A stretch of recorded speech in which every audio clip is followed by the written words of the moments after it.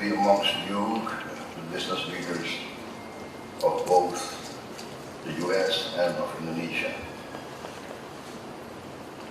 As you know, I'm here invited by the President of the United States of America for, I think, a very important meeting of the Board of Peace. In fact, the first official meeting of the Board of Peace that has been formed to attend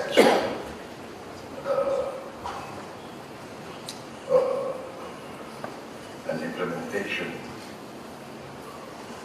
and the continuation of the ceasefire in Gaza, and we are attempting to continue to forge a path towards a real and lasting solution of the Palestinian issue.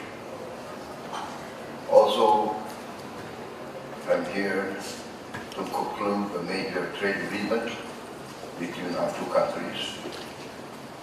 I say an agreement that carries out real significance for businesses, investors between our two countries and in the greater region of the Pacific. It sends a clear signal that Indonesia and the United States are choosing continuing and deeper economic cooperation, stronger market access, and greater certainty for business. For business leaders, certainty matters.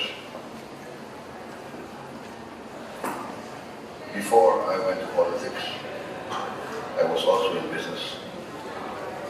That's why I think I can understand the business community with more empathy, I hope. We are looking for serious long-term partners who will work together with us, grow our economy together, and profit with each other, providing benefits to each other.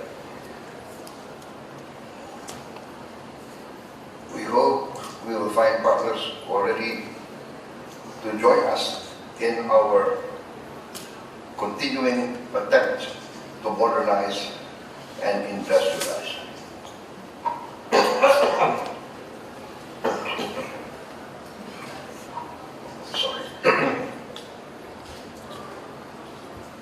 As President of my country, the Republic of Indonesia, my responsibility, I think, is very clear. I must ensure the sovereignty of my country. I must ensure good governance. I must ensure stability and peace.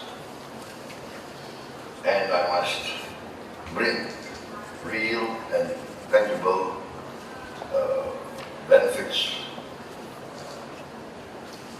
to my people in the shortest possible time.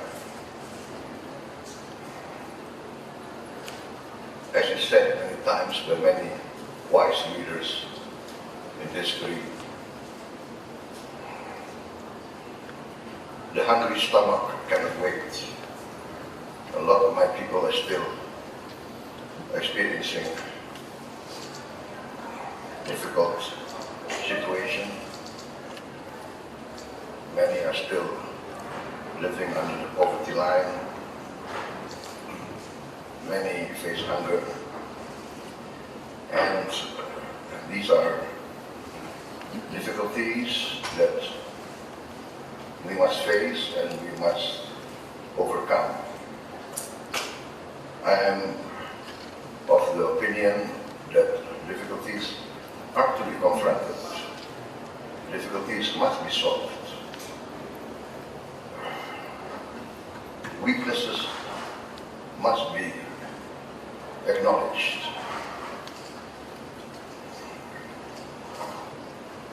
We understand that only with stability, good governance, can there be a climate that is attractive to foreign investors.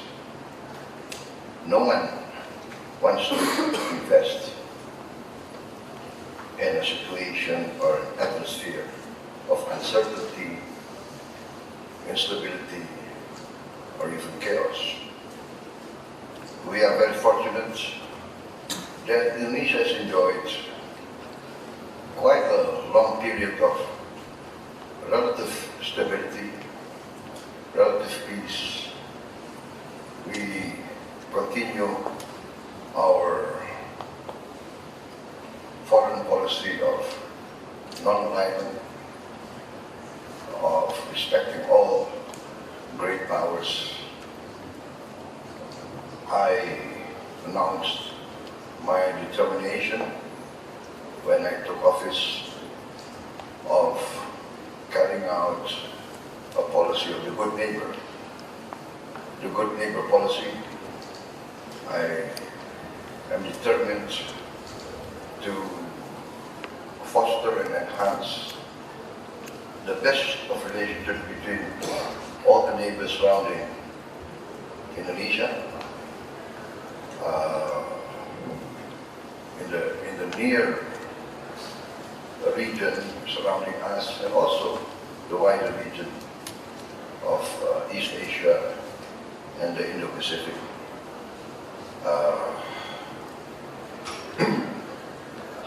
I hold to the policy of 1,000 friends too few and one enemy too many, not only in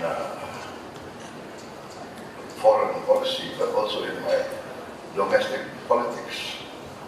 I learned that cooperation, collaboration, compromise will in the end prove more beneficial and profitable to all sides. Competition is necessary, but after competition must come cooperation. This is my conviction, and I think history teaches us that countries at the level of development like Indonesia must forge compromise, cooperation and collaboration amongst the elite of our country. We have to have competition, but we must also have collaboration and cooperation for the sake of the greater good.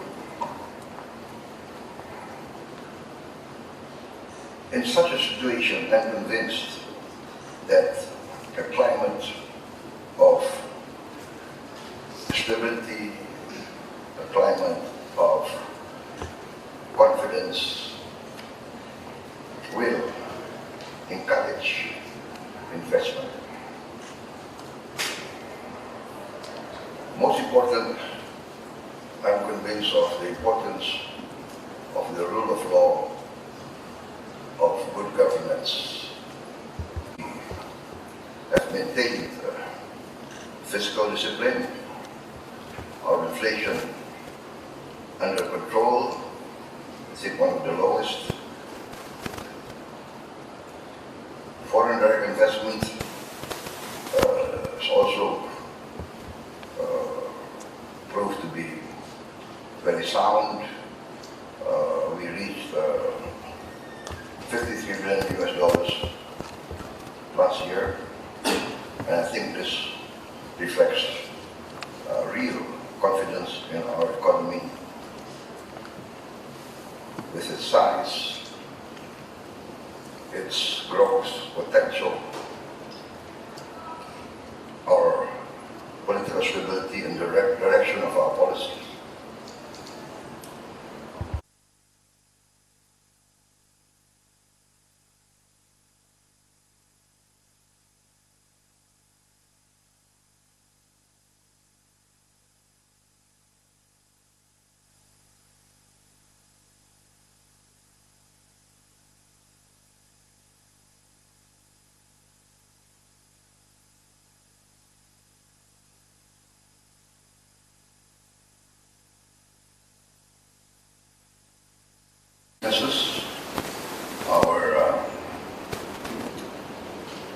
We have problems of good governance.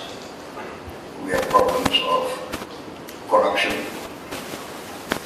We have problems of weak institutional performance. A lot of smuggling going around. A lot of illegal economic activities, illegal mining, illegal fishing, illegal economic activities such as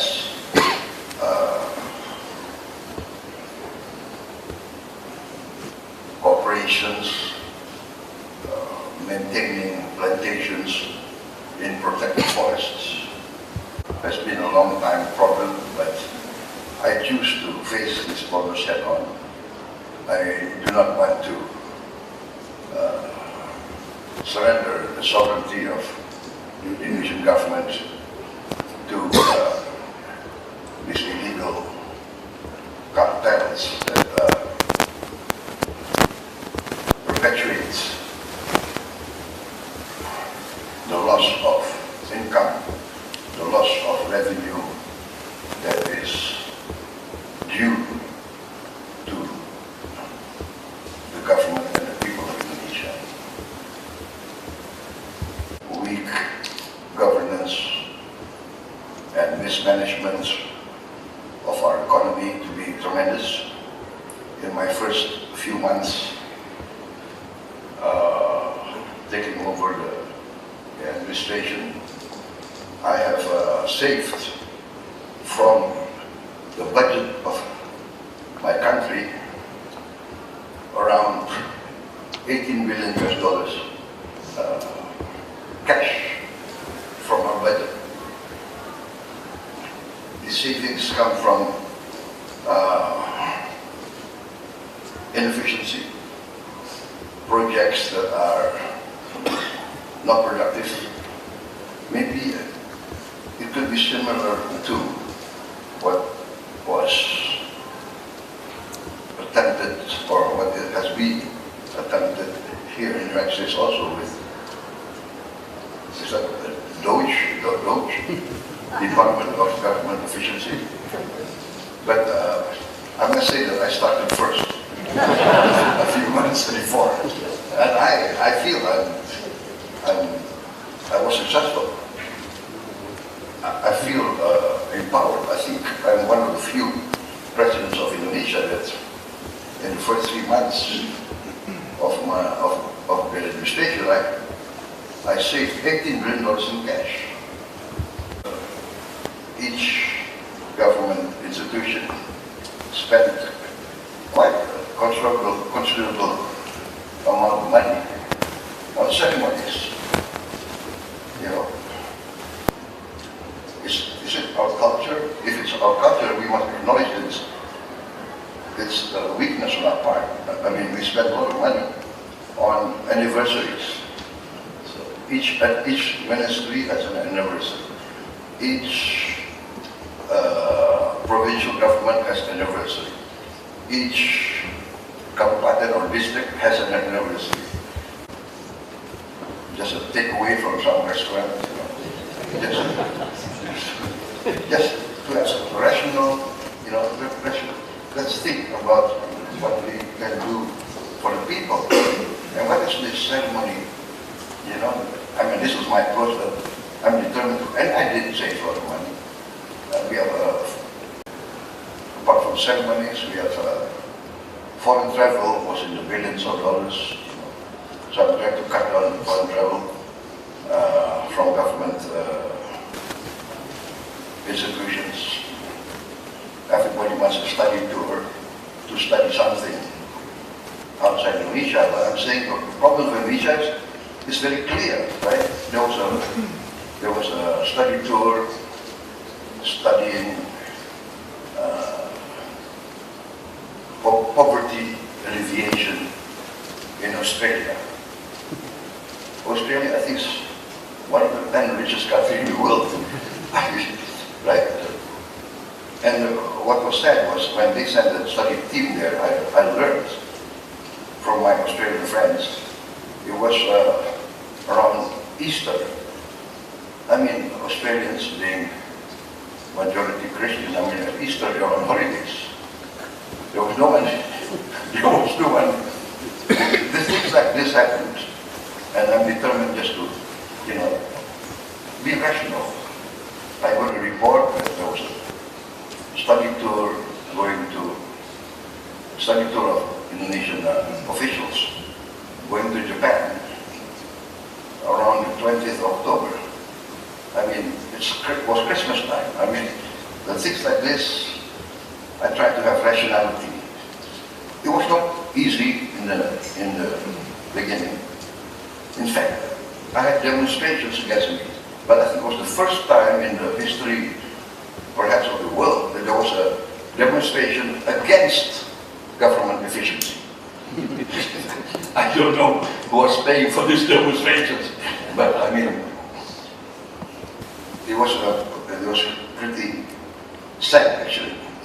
So we are determined to treat our act. We must do it at all costs, because in my opinion, being once a foreign investor also in the country, I mean, nobody wants to enter an economy that is full of uncertainty, that there is no confidence in the legal processes.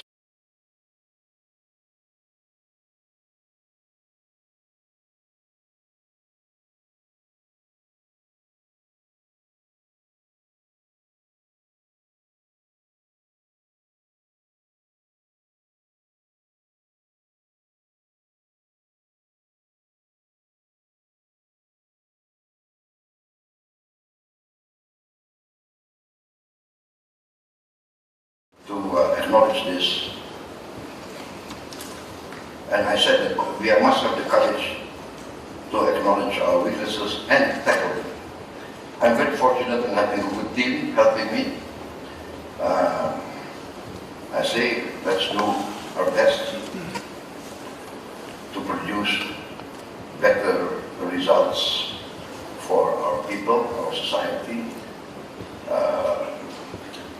The Indonesian people now, they have access to information at a level never before known in our history.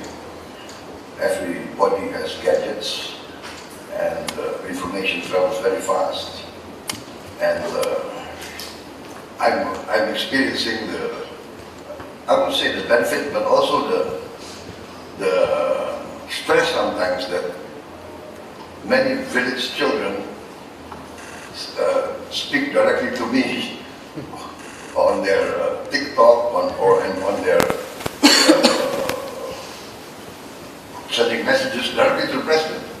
Mr. President, we don't have a bridge over our river here. We have to be wet every day going to school.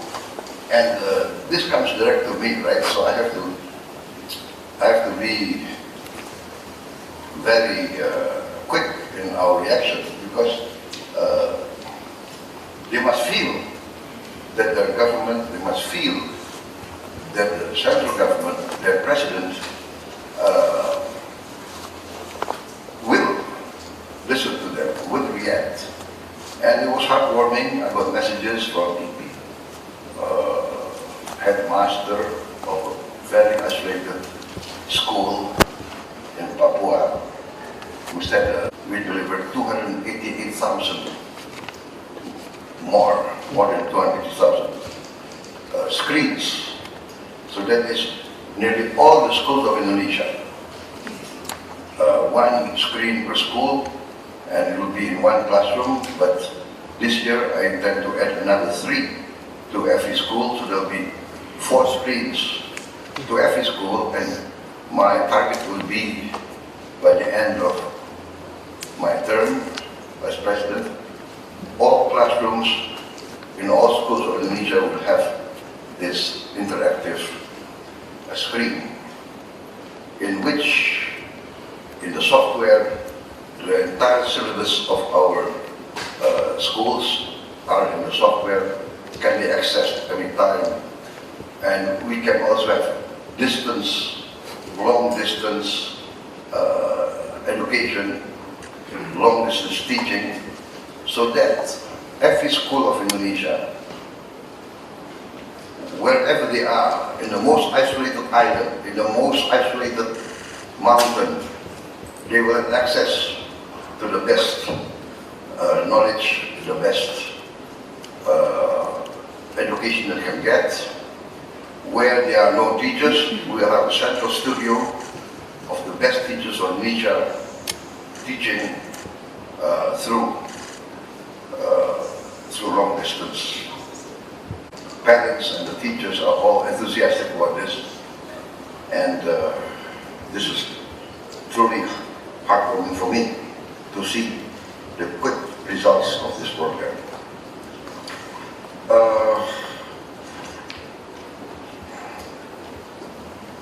To continue,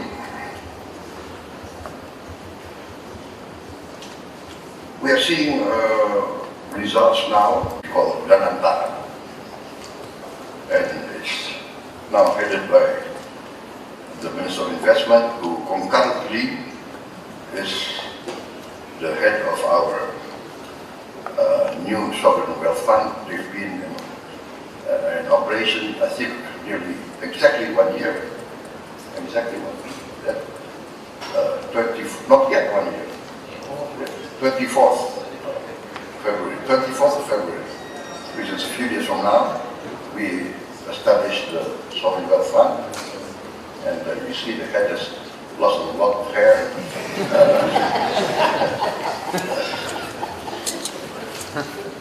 Actually, do you know the secret about this? We call it yeah. The secret is actually, this was designed to hide leaders whose heads are balding. So if I open my copia, you will see I'm also balding. That's after 1 year.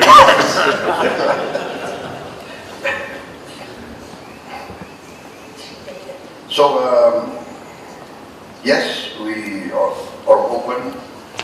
We need investment. We want more investment, and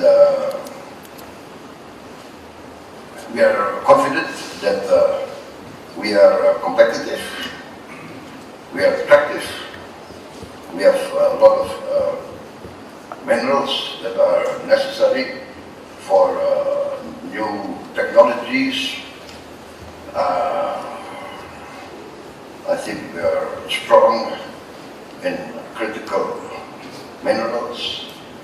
I think I just got a report. I think we have one of the largest rare earth reserves in the world. $3 billion worth of waste to energy processing plants, which is very crucial for us to take care of our waste management. So we are moving very fast in all of these sectors, and I think for American companies, Indonesia will not just be an attractive market, but also we hope that it will be used as a production base, and that Indonesia can be viewed as a good strategic partner for region. Our scale is very significant, our demographics are strong, and we renew our commitment to openness. We have a long way to go. Infrastructure must be improved, logistics must be improved to cut down costs. We need more efficient ports, harbors, airports, highways. We want to go the digital path that can improve efficiency. We are working very hard to reduce costs, strengthen connectivity, and ensure supply chains operating through Indonesia that will be reliable. Energy transition is also part of our long-term strategy. We are committed to renewables, electric vehicles, green industries, but our approach is very pragmatic. We will go at a speed that is adjusted to our capacity. We pursue projects that must be economically sound, that must be bankable and capable of delivering long-term returns. Ladies and gentlemen, I have carried out large projects that are designed to address the reality of a lot of our children facing hunger, malnutrition. I have carried out a free meal program, which basically I copied or I learned from the experience of the American experience and the European experience. I understand in most American schools, in most European schools, there has been free meal program for many, many years. And I understand that this is actually a real part of the democratization process. Real democracy can be felt or can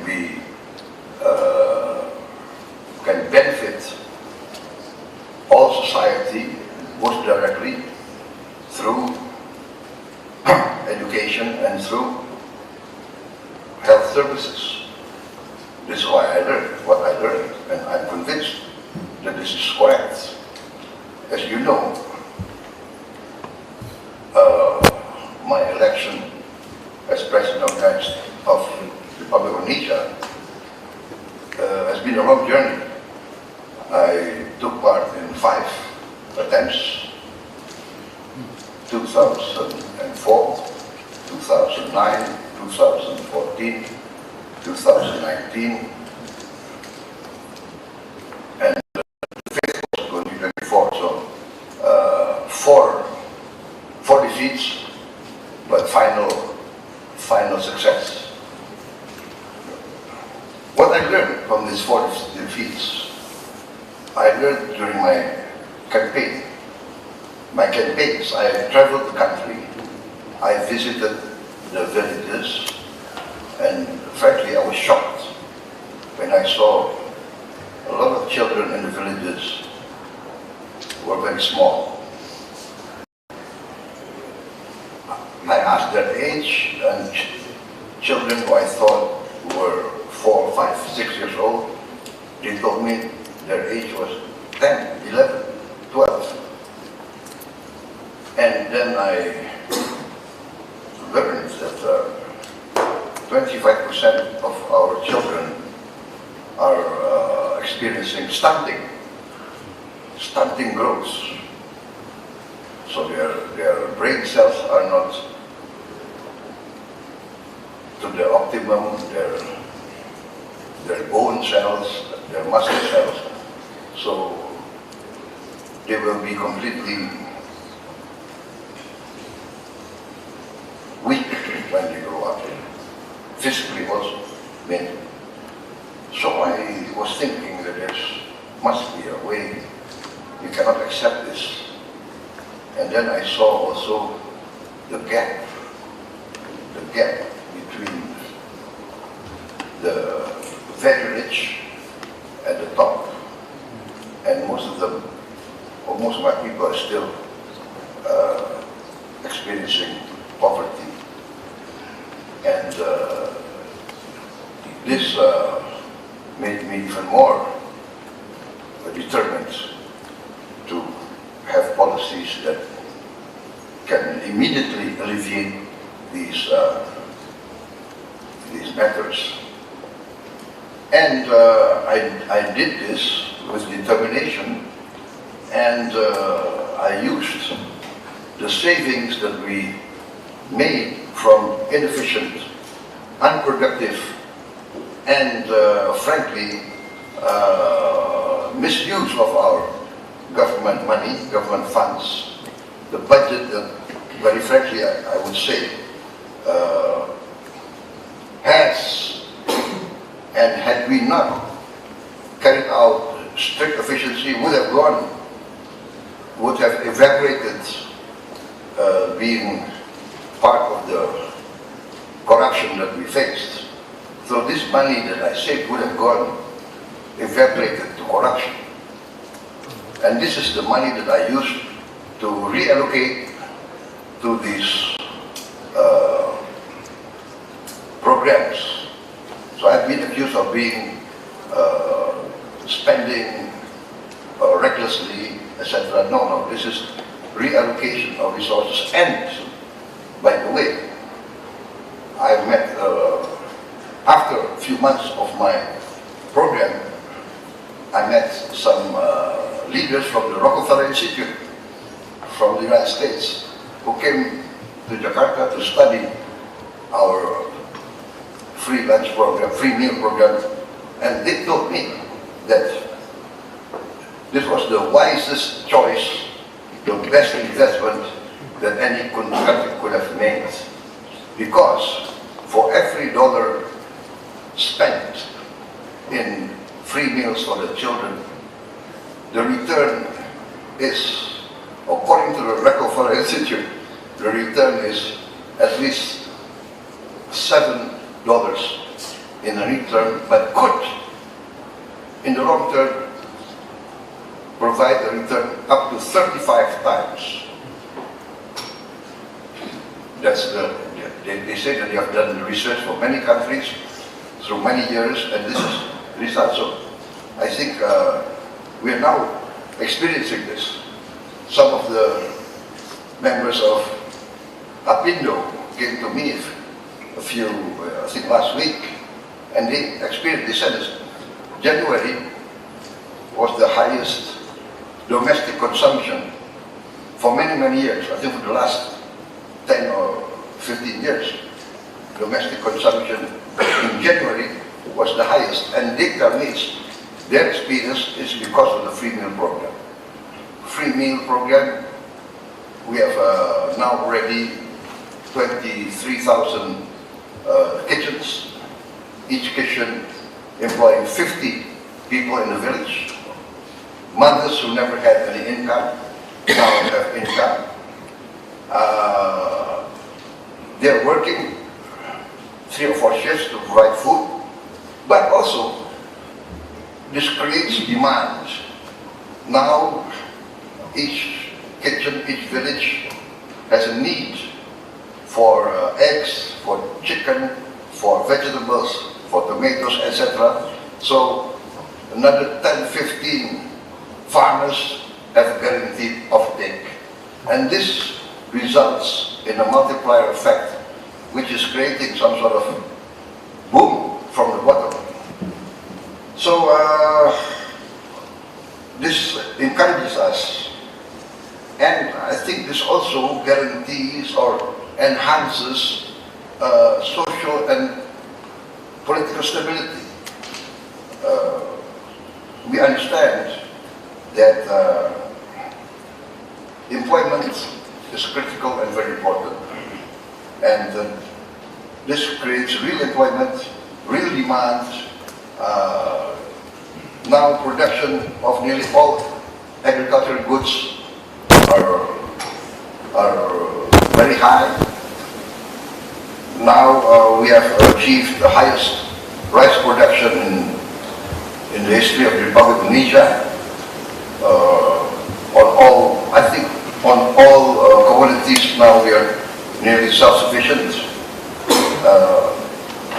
except for a few.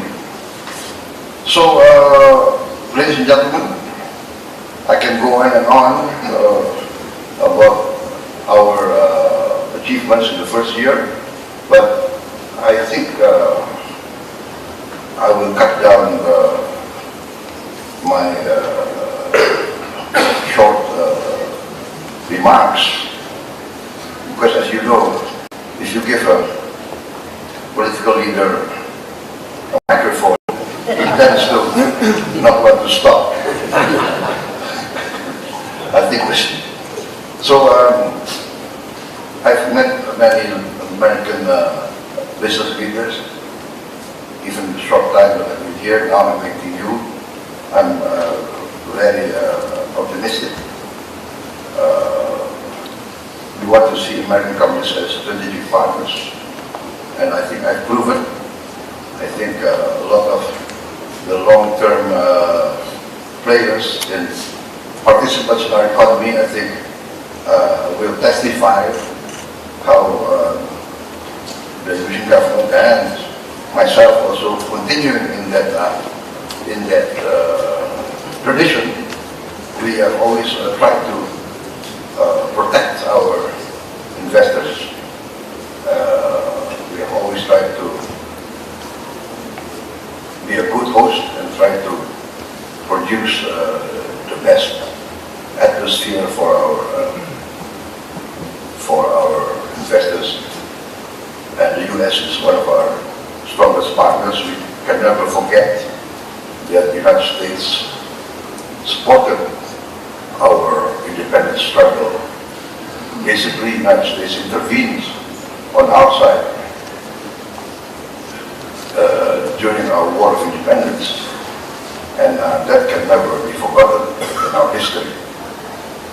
Many times the United States intervened, helping Indonesia in critical times. So that I also tell the younger generation of Indonesians, do not forget the role that the United States played in in the birth of our nation, politically and also economically. In the beginning and in critical times, the United States supported us. In the 60s, we had agriculture collapse because of the turmoil that was happening not only in Indonesia but all over Southeast Asia. In the 60s, the United States came to us providing relief. I still remember, I think it was called PL 480. It was very important for us, significant.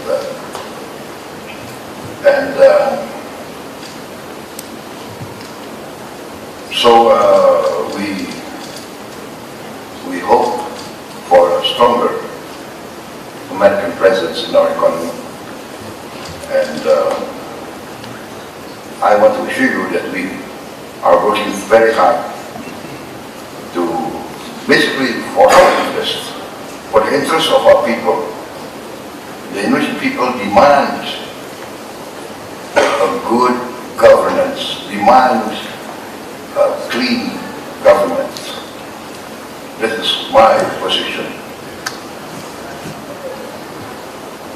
Pemerintah yang bersih dan adil, a government that is clean and will create, promote, and defend justice and the rule of law. Ladies and gentlemen, I think that concludes my remarks. I apologize for maybe taking too much of the time allocated to me, but I conclude with the hope that relations between the U.S. and Indonesia will continue to be good and we will flourish together. I believe that what I learned from American entrepreneurs is let's make money together, right? Win-win, win-win. Everybody makes profit. It should be win-win, and everybody benefit. With benefit, prosperity. That's the lesson I learned from history. Prosperity comes from good governance, clean government. Prosperity comes from stability. Stability comes from a satisfied people. They are satisfied because they have confidence in their leaders. So, please come to Indonesia. Thank you very much.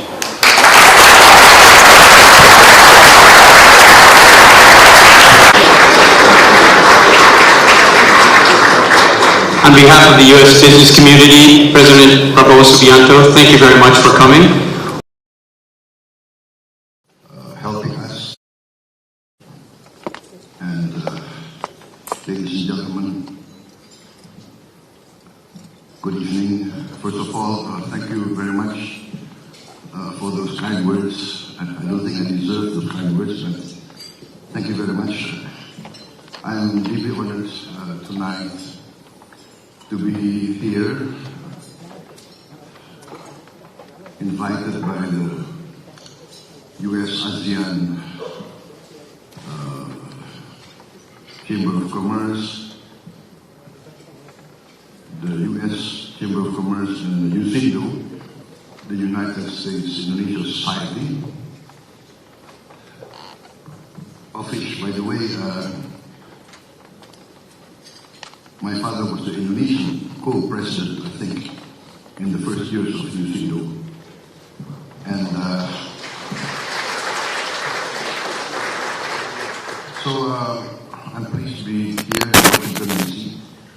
I've been invited by the President of the United States to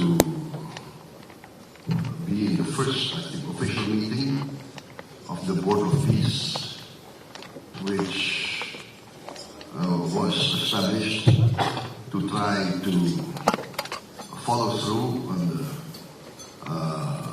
ceasefire agreements in Gaza and to work towards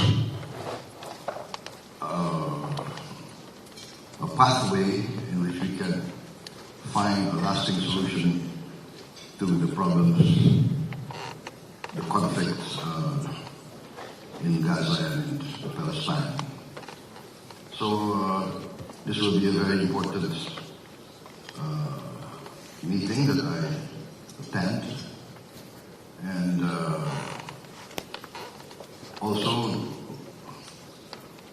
I'm here also to conclude a major trade agreement between our two countries. We have been negotiating very intensely for the past several months, and I think we have achieved a solid agreement on many issues. So I look forward to see this trade agreement as a major boost for continuing U.S.-Indonesian economic partnership, economic cooperation. As you know, we signed several important agreements between Indonesian and U.S. partners, some between Indonesian government institutions and and some between Indonesian companies and U.S. companies. And amongst them are the implementing agreements as a follow-up to the major points agreed upon between Indonesia and the U.S. concerning trade balance between our two countries. So I'm very optimistic about the future of our relationship. As you know, Indonesia will always remember the role that the United States has played in our history. The U.S. was instrumental in supporting our struggle for independence in the 1940s, 45 to 49. We were fighting a war of independence, trying to free ourselves from Dutch colonialism, and the U.S. was instrumental in supporting us. And throughout our early history, we always saw the United States helping us in our critical times. I think this shows actually how, at least the current leaders of Indonesia, we always try to teach the younger generation to never forget our friends who were friends in our times of need. So there are also friends who will be friends when everything is going well. I think in your idiom it's called fair weather friends. But it shows how old I am actually. That I remember those tough times, right? And so we do remember. And I think today, my visit here, my support of the U.S.-Indonesia partnership, I think is evidence of our commitment that we want to see a strong American presence in Indonesia. We've always wanted that. We always tried to convince America, United States of America, that Indonesia is a true friend, even though maybe politically we have a tradition of non-alignment. That's our tradition. In our foreign policy, we take the position of great respect for all the great powers. And we value this friendship to all nations. And in the end, we feel that we can be some sort of a bridge, some sort of a honest broker between great powers. We hope that in this planet of ours, that we feel this planet is getting smaller and smaller because of technology, because of science. I think there is a great need for collaboration, for cooperation, and I myself see that there is a great will on the part of the leaders of the United States now to create a climate of peace. This might not be satisfactory to many people, but at least we have to try to make the best of what we can. Therefore, in coordination and in close consultation with the other leading Islamic countries that have been invited by the President of the United States to join in the endeavors to try to achieve lasting peace in Palestine. We remain committed to support this. We see this as an opportunity. Whatever the challenges that we face, there are challenges, there are tremendous difficulties. We recognize there are still obstacles to be overcome. But at least, my position is at least we have to try and we have to do our best. So, once again, we would like the best of relationship with the United States in all spheres, politically, economically, in the field of humanitarian assistance, in the field of protecting the environment. We have a strong potential to enhance this relationship. Indonesia has a lot of potential. We are we now realize, I think the region realizes that Indonesia is no longer the sleeping giant. We are starting to wake up a bit. And I think the region, even the world, now recognize that we have solid economic foundations. We have managed our economy prudently over the years. We have never defaulted, not once in our history. We have never defaulted on our debts. Even succeeding administration, succeeding governments will always respect the debts of previous governments, even though maybe they were very strong opponents of each other. But the tradition in our society is to respect our obligations, and this is the tradition that we have followed up to now. Indonesia has been more and more or less in our history a bit below the radar. We tend to be more inward looking because we have tremendous problems to overcome. A lot of our people are living in poverty.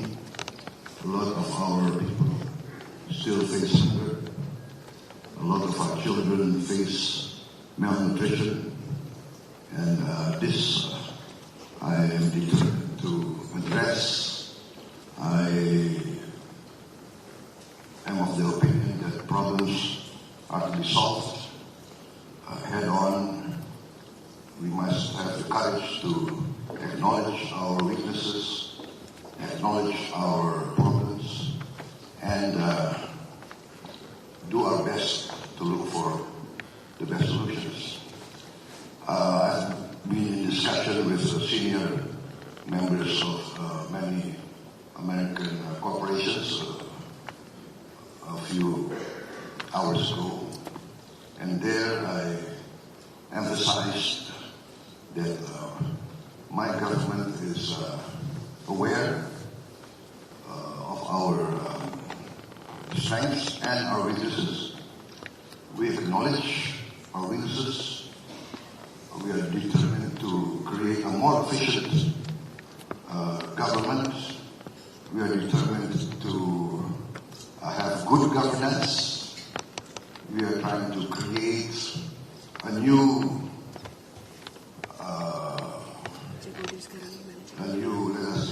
generation of leaders well-educated, well-trained, but also well-grounded in good administration, good governance, rational, logical, pragmatic management, pragmatic problem-solving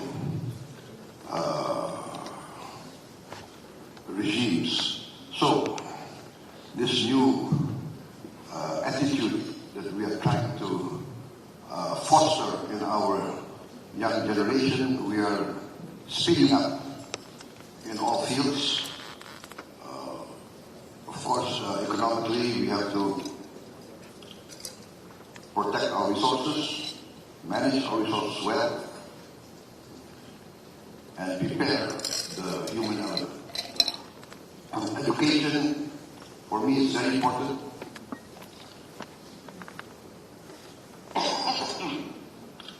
I am establishing 10 new universities.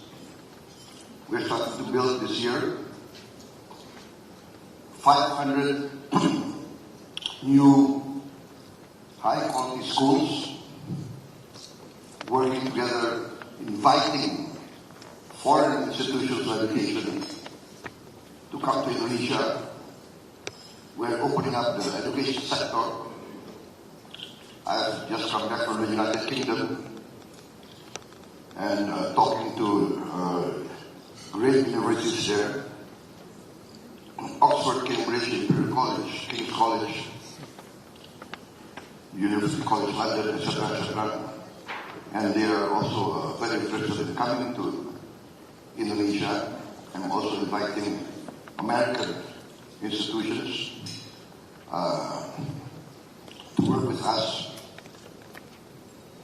in Indonesia. Education, fields of health. We have a shortage of 140,000 medical doctors, and we only graduate around 10,000 doctors a year. That means it will take us 14 years to fill this gap unless new effort is made, and that's why I'm creating these 10 new universities, which will be based on STEM, science, technology, engineering, mathematics, and medicine. So here I think also opportunity for the US. We have, I think, General Electric also building medical equipment in Indonesia, and we hope that they will increase their production. We will support it. There were some bureaucratic snags which we resolved very fast. And I did receive inputs a few hours ago from from some corporations complaining of very slow solutions to their problems. So thank you very much for this opportunity for me to get direct input that this is what I like, to solve problems very fast. And I think in the current age, speed is very important. Speed will help accelerate the rate of growth and the rate of progress. So, ladies and gentlemen, I think those are the points that I would like to make. My government is committed to fight against corruption, against malfeasance. We know we have a lot of problems. We have problems of smuggling, human trafficking. We have problems of illegal economic activities. illegal mining, illegal fishery, illegal logging. I just closed 1,000 illegal mines. 1,000 illegal mines. They were mining in protected forests. I also confiscated something like 4 million hectares of corporations that violated laws and regulations, that were operating outside their permitted areas, outside their concessions, etc., etc. We are dealing our problems head on. We are enforcing the law. We are attempting to create an atmosphere of the certainty of the legal process. I think this will all add to a climate of social stability, political stability, and will create an environment that is conducive for business and economic activities. Mr. Ackerson mentioned that I was in the military. After the military, I went to business. So I was also doing business in countries outside Indonesia. So I know I have the experience of being also a foreign investor. We were in Kazakhstan, former Soviet Union. We were in Azerbaijan. So we know the concerns of foreign corporations and foreign business. And I think I'm proud to say that I have friends here, long-time friends, right? Like Mr. Ackerson, we were friends for how many decades? So I think he can testify of how we are committed, how we protect our foreign guests, how we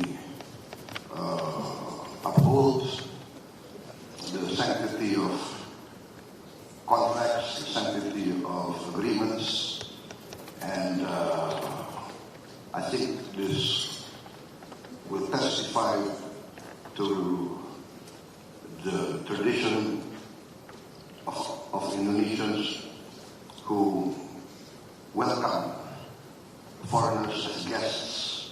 I think that's our tradition. All guests we consider must be protected. We can quarrel among ourselves, but for us foreign guests, or guests are, in our tradition, must be protected and must be valued.